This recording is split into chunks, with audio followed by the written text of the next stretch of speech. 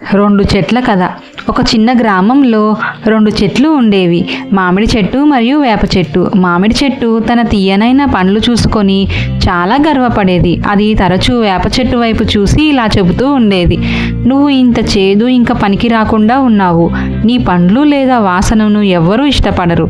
వేప చెట్టు నిశ్శబ్దంగా కేవలం వింటూ ఉండేది. ఒకరోజు గ్రామంలో తీవ్రమైన తుఫాను వచ్చింది. బలహీనమైన మామిడి చెట్టు పండ్లు అన్ని తుఫానుకి కింద పడిపోయాయి. కానీ బలమైన లోతైన మూలాలు ఉన్న వేప చెట్టు స్థిరంగా నిలిచింది. గ్రామస్తులు వేప చెట్టు నీడలో ఆశ్రయం తీసుకున్నారు. వారు వేప చెట్టు కాయలతో మందులు తయారు చేశారు.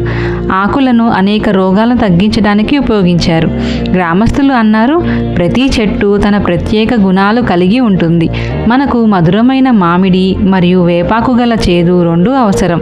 వేప చెట్టు యొక్క వినయం, ఓర్పు బలంగా మరియు విలువైనదిగా మారింది. ప్రతి ఒక్కరికి తమకు తగిన శక్తులు మరియు బలహీనతలు ఉంటాయి.